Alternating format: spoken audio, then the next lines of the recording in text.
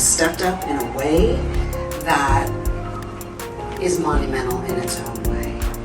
I can't even begin to thank you enough for encouraging San Francisco Art Commission, for encouraging Rec and Park. We've got men out there helping us install. So you laid this path, and everybody stepped on it to lift up this installation in ways I have never seen before from a municipality. Thank you. The stories of African descendants will be heard and seen in Golden Gate Park because the city of San Francisco had the courage to say yes. So we'll talk about it more. I'm very excited to be here at the San Francisco Black Film Festival. Jackie, you rock. Is the installation permanent or temporary? The installation is temporary. It'll be there for 2 years. Most installations in the city are up for 1 year, but the city said yes to 2. And we're going to chat about it. I'll tell you more about it. I don't want to take up this time. Thank you. Yes, Mayor, once again, we thank you. We appreciate you. We love you from the bottom of our heart. And just God bless you and Godspeed as you continue to lead this I was about to say nation. Is that prophetic, everyone? Maybe so. But as you continue I'm good with Mayor. Thank you, and I appreciate your very gracious staff, and we're going to thank all of our sponsors that have helped, and of course you mentioned Hotel Nikko.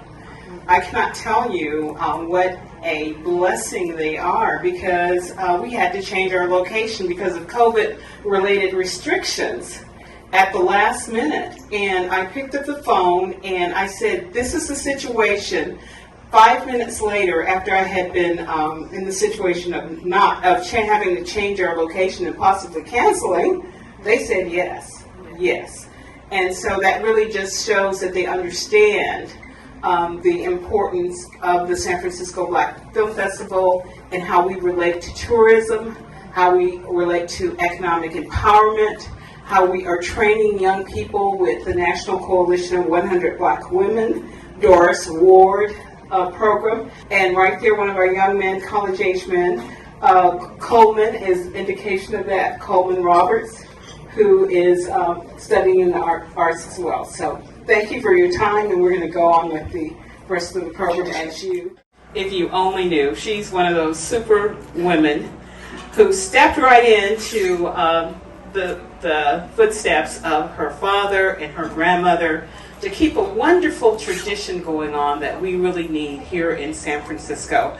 You're going to hear more from her a little bit later, but I just thank God for the wonderful appearance of Mayor Breed. You know, we have a lot to be thankful for because our city in San Francisco, under her leadership, was the first city, the first entity in the United States of America that resisted the coronavirus. She said, no, not here, and shut everything down, and as a result, California, the state of California followed, and others followed, and I must say that the United States leadership followed much too late, but she was there from the very beginning, understanding what the medical people were saying about what we were threatened by, and she did exactly what was necessary for us to be protected, and there has not been enough written or said about Mayor London Breed. So I welcome her to the space, and I thank God for her. Thank you. Amen. Thank you so much, Jackie. It is so great to be here. Thank you for your kind words. True words. Let me just say that it has been a year. Well, now 15 months or so. And today is the first day that we are finally at a point where we have gotten rid of the color system. So we are, for the most part, fully open. Yes, people were asking a lot of questions about mask wearing and other things. And you know what I say? Do your best. It's been a long year. We've gone through a significant challenge. And as San Franciscans do, we have emerged from that challenge because the people of the city listen to the health orders, follow the guidelines, and we took quick action. And that action helped to save hundreds, if not thousands, of lives just in this city alone. So I am grateful to the people of San Francisco for everything you've done to make this possible. And in fact, almost about 80% of San Francisco residents have been vaccinated, which is higher than any place else in this country. And that is really a major accomplishment in such a dense place like San Francisco. So here we are on that first day of just being able to smile, but more importantly, to be able to see people smile. And we have had a long road, and let me tell you, it's why it's so important to celebrate the San Francisco Black Film Festival and so many other great events happening throughout this weekend to honor the tradition and the heritage of African Americans and our struggles in this country. In fact, I'm really excited, and I'm glad Dana King is here. We will be unveiling her exhibition at Golden Gate Park, Monumental Reckoning. It is just really something to be truly excited about, and I hope you all will join us on Friday, I think around 3:30? 5:30. 5:30, thank you. I can't keep track with the time of day. But thank you so much, Tyra. So Friday at 5:30 in Golden Gate Park. But tonight we're here to talk about something special. Many years ago, when I was just, getting actively engaged in the community, I was in college, I was coming home and trying to provide some level of support and help change San Francisco in my community in particular, where in the film work community there were a number of challenges around violence, around drugs, around hopelessness, around frustration. But there were so many incredible African American leaders in the film work community who wanted to see great things happen for our community. And in fact, Ave Montague was one of those persons. Ave loved young people.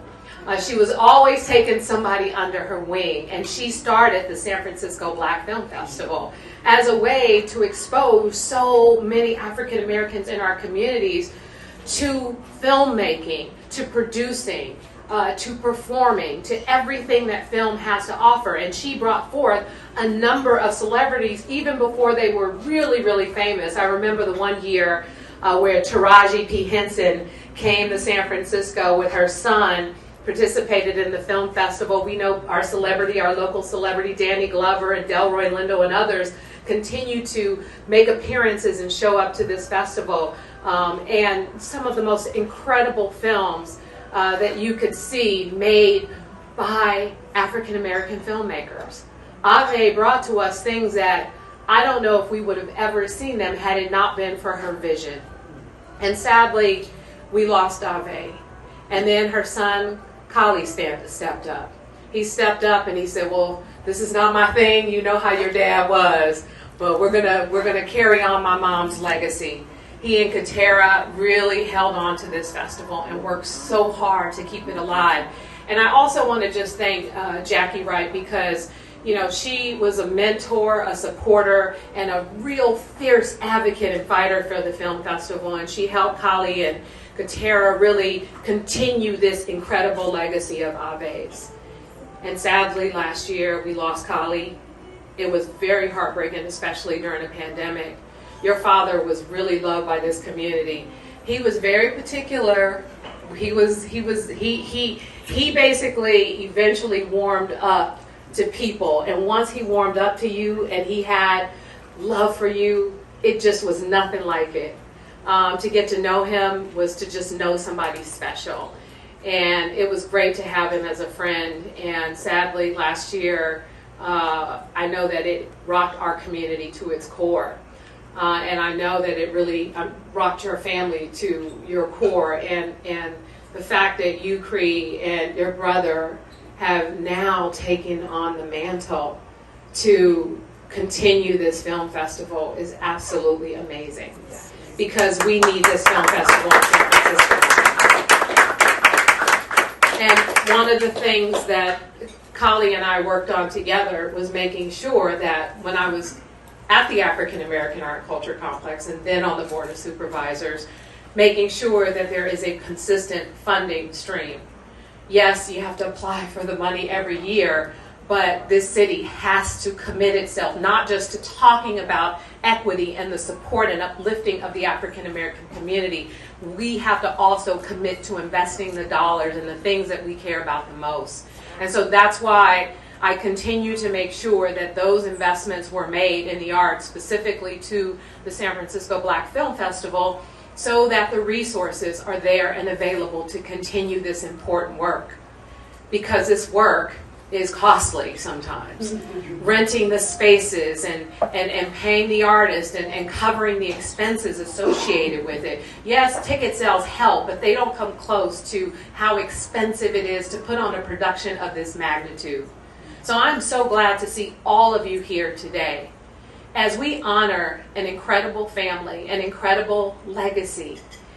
People who brought this film festival to life. They used their heart and their soul and their love for our community and our culture to make the San Francisco Black Film Festival something that's truly special.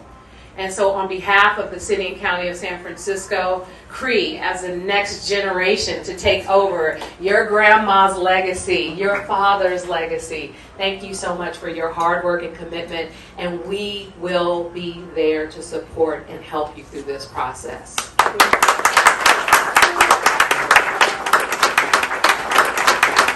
And I acknowledge her. She was not here earlier when I mentioned about the radio station's formidable work with pulling together 3 community groups in order to have the campaign that you're hearing over KBLX. So we really appreciate KBLX and what it does for the community. But let's get to the meat of the subject here with Dana King now that we have her. And Dana, I guess one of the first things that I want to ask you about your monumental reckoning. Like I said, I have to concentrate when I say that because I want to say monumental awakening because that work does awaken you, just the concept of it.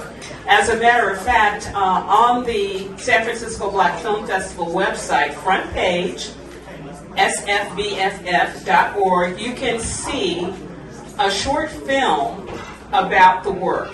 And it's just tremendous from the music to the visuals.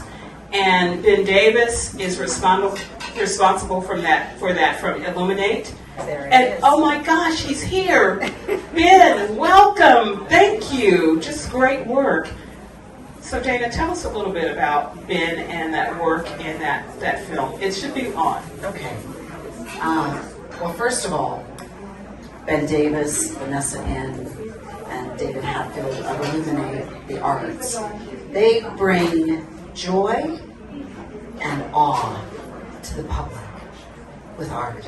And it's so incredible to participate and be creating monumental reckoning with you all.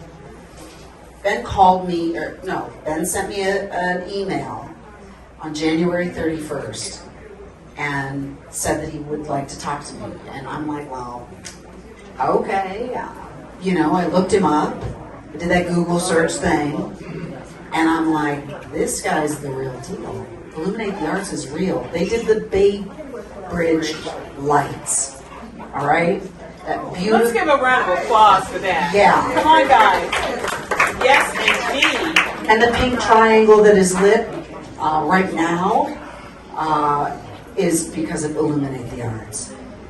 They've had a beautiful exhibit at Grace Cathedral, and they create work that is free to the public. There's no charge ever. And what they do is they raise money to bring beauty and awe and joy to the people of San Francisco. So I looked him up, I'm like, okay, I'll talk to him. And we spoke the next day, and Ben had an idea that he wanted to share with me. Monumental Reckoning. And it started with the Negro National Anthem, the Black National Anthem, Lift Every Voice and Sing.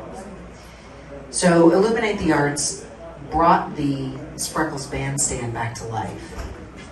by upgrading its audio and lighting systems so that artists can just come and plug in and play. And it's extraordinary. I heard it today. We will have the first music on the bandstand this Friday at 4:30 to 5:30, and it's Martin Luther McCoy, and he's going to sing for us, and it is extraordinary. So please come early to the park. All right, that's your warning. Come early. And so we wanted the Spreckles Bandstand. He wanted the Spreckles Bandstand to say, lift every voice, because that's where we're at as a country. And the lift every voice is in direct opposition to the plinth that used to hold the sculpture of Francis Scott Key, who wrote the Star Spangled Banner, which in its third verse says that all slaves should be sent to their graves. Keyes was a horrible human being. I didn't even know that until last year when his sculpture was toppled. Protesters went into the park the weekend of Juneteenth and pulled him down. And that's when we learned that not only did he own other human beings, but he thought that abolitionists should be hung. He used his power and his access and his money to keep people enslaved. And so Ben said to me, well, that plinth is empty. And if we light the Spreckles Bandstand with Lift Every Voice, how about doing a sculpture of James Weldon Johnson in the park on that plinth? I see you all nodding your head like, oh yeah, that's great. But I said to Ben, you know what, I'm really happy you contacted me. It's nice to meet you. But not only can I not do that, I won't do that. Because the plinth that held Francis Scott Key at 52 feet tall in its memorialization of a racist still resonates with that same hateful energy that carried the sculpture of Francis Scott Key. And so I thanked him, and he said, well, wait, well, what would you do there? And I said, I would take it down with a wrecking ball. And he said, well, if you couldn't do that, what would you do? And that's how we got to Monumental Reckoning. 350 ancestors that don't touch that plinth, but encircle it, standing for justice and in judgment of the systems of oppression that still exist in this country today. Systems of oppression in banking, in criminal justice, in which is not justice for us, in healthcare, in food insecurity, in so many arenas, corporate America, right? In film. And so, Monumental Reckoning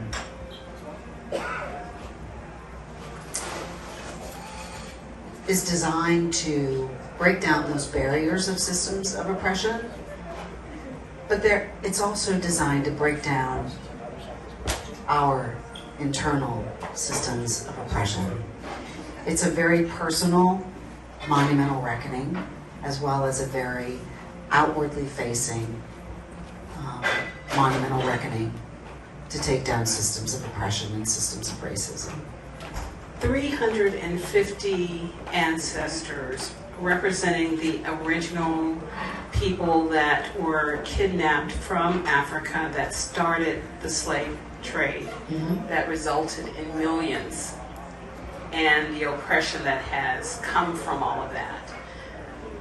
How did you think to do 350 ancestors? What? And first of all, I'm fascinated because I'm wondering if I heard you correctly, because you said you came to me in January. So are we talking January 2020? Or we're talking January 2021. January 31st.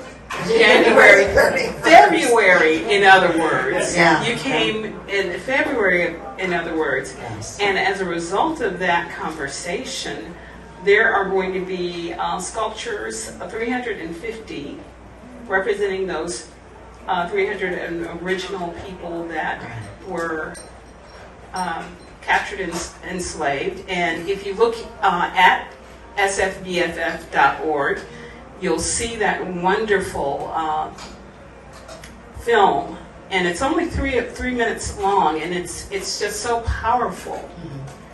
And to hear Beyonce singing Lift Every Voice and sing and the other music and telling that story so powerfully.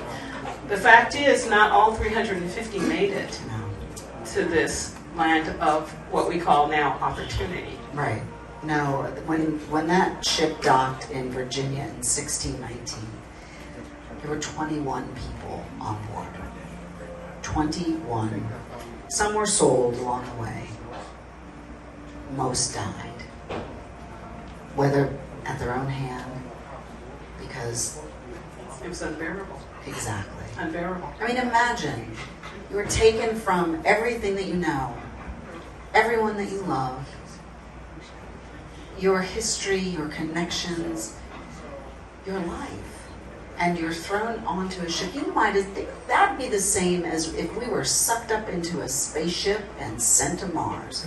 They knew no better than what was going to happen than we would know if we were getting sucked up into a spaceship. And the fact that those who endured, the resilience and the strength and the internal fortitude that they had to have. We come from great people. Exactly. We come from great people. And I want people to be able to see themselves and their history and the stories of their people in monumental reckoning. Sculpture inhabits space, and space is power. Unfortunately, our representation, our history, our stories is not out there in the public realm. That entire park, beautifully manicured, incredibly well taken care of, does not have our story in it until this Friday. That's until amazing. This Friday. That's amazing. And monumental is a great word to describe it, because to get city government to agree to such a public arts opportunity in such a short period of time, that is monumental. So we cannot say enough for Mayor Breed and her leadership. Let's give her a round of applause, even though she is not here with us for that. And we could go on and talk about this, because you touched on so many things about the fact that our narrative is really not out there at Golden Gate Park. And our narrative is really not out there in terms of media itself and the things that are said many times. And that's why the San Francisco Black Film Festival is so important. That's why it's so important that Cree and Ray are, Ray are taking it to the next generation. It's so important to have that voice. And we are just so honored to be able to feature monumental reckoning. And I almost stutter every time I say that, because it's an awakening. So as you look at that 3-minute film, if you haven't seen it yet, if you haven't seen it in my newsletter, if you haven't seen it, you saw it? Dion, great. I mean, it's an awakening that you experience when you see that. It's just overwhelming. There's so much that's said in the visuals, so much that's said in the music, so much that is said in terms of the justice of a year after Francis Scott Key's statue is no longer there.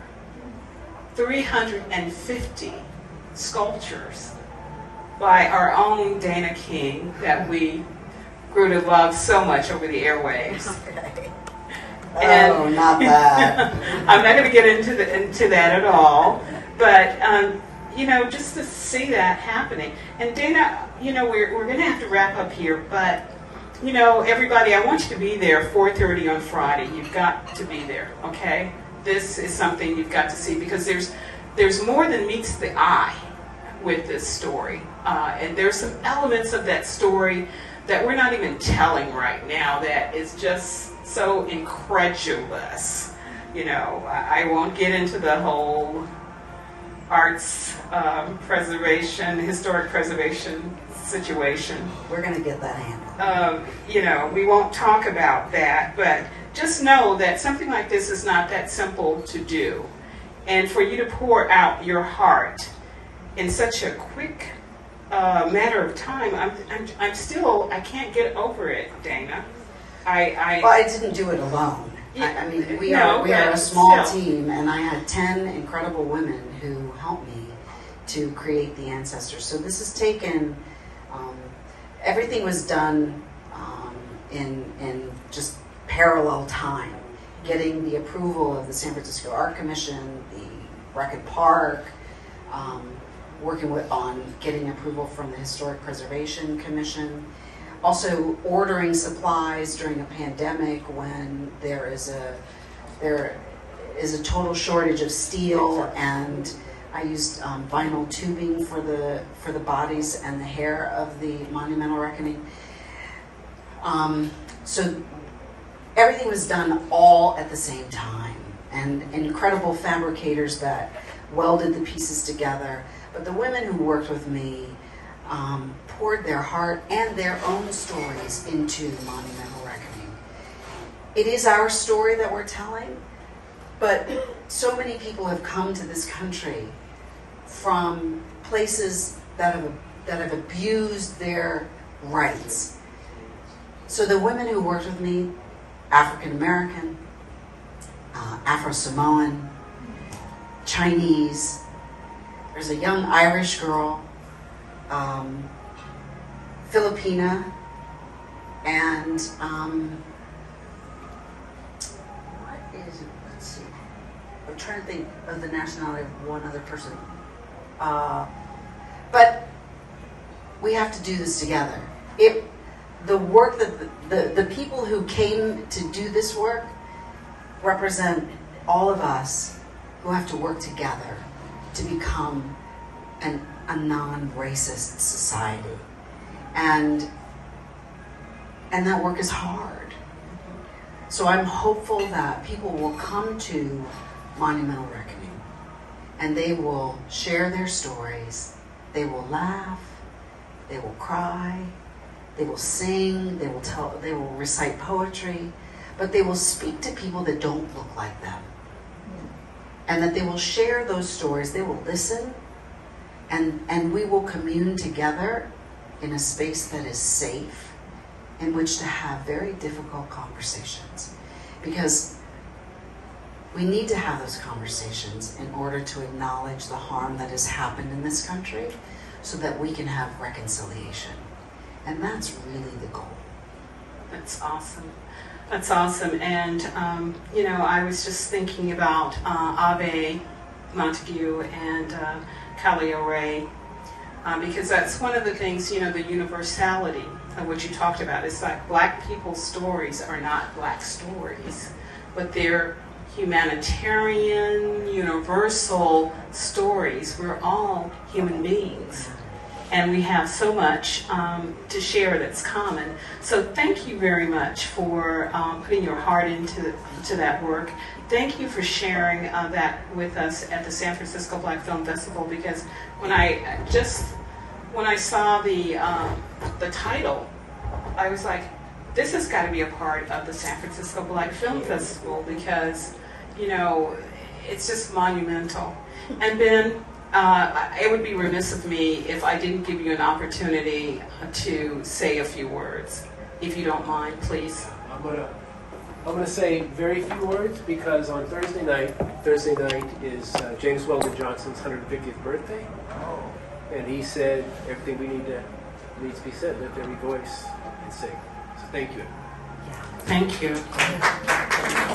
Monumental, a man of little words, but doing monumental things with it. So we really appreciate you being here and loved hearing about your multicultural team and what you're doing. And it's just so refreshing as we in San Francisco are getting out again to hear stories like this, you know, for us to come out of what we've been through with more insight, you know, more reflection of how we should treat and how we should be in this world. And so we have survived. Yeah. And I think we owe it to ourselves to reach out to everyone else who has endured the same crisis. We've done this together.